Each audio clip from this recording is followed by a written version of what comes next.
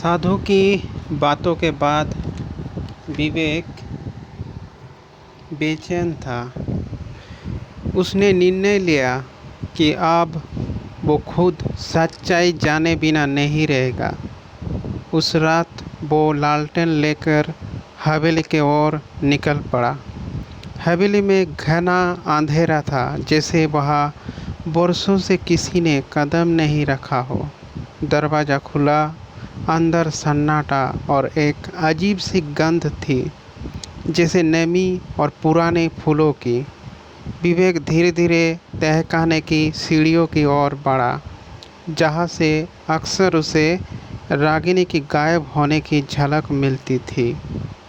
नीचे उतरते ही उसे एक पुरानी चित्रशाला मिली। दीवारों पर धुंधली तस्वीरें थी और बीच में एक बड़ा आईना जो टूटा हुआ था।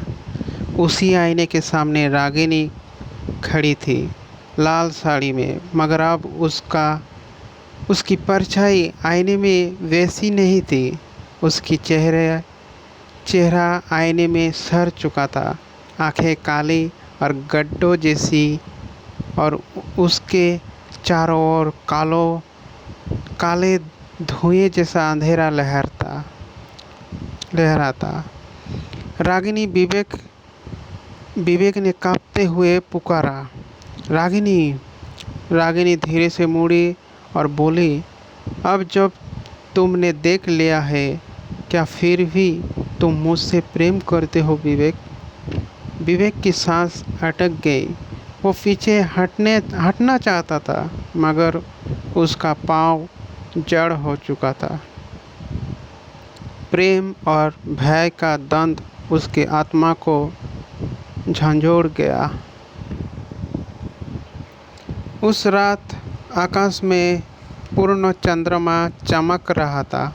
हवेली के चारों ओर हल्की धूल फैल चुकी थी और पेड़ों की परछाई जमीन पर रेंगती हुई प्रतीत हो रही थी। विवेक हवेली के पीछे पुराने जंगल में गया, जहाँ रागिनी उसका इंतज़ार कर रही थी। अब सफ़ेद साड़ी में, उसकी बाल बिखरे हुए और चेहरा शांत मगर बेहद उदास। तुम अब सब कुछ जान चुके हो, रागिनी ने धीरे स्वर में कहा, फिर भी यहाँ आए हो?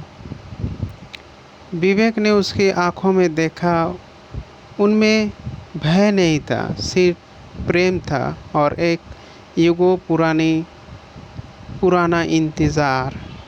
मैं जानता हूँ तुम आत्मा हो, पर जो मैंने महसूस किया वो झूठ नहीं था। अगर प्रेम सच्चा है तो रूप और जीवन का सीमा नहीं होनी चाहिए। रागिनी की आंखों से एक चमक निकली। शायद सैकड़ों वर्षों में पहली बार कोई उसे आत्मा नहीं, प्रेमिका की तरह देख रहा था। अगर तुम सच में मेरे साथ चलोगे तो फिर लौटने का कोई रास्ता नहीं होगा विवेक। विवेक ने बिना झिझक उसके हाथ थाम लिया। चारों ओर हवा तेज चलने लगी, पेड़ झुकने लगी और चंद्रमा के प्रकाश में उनका परछाई एक हो गया। एक पल के लिए सब कुछ शून्य हो गया और फिर शांत।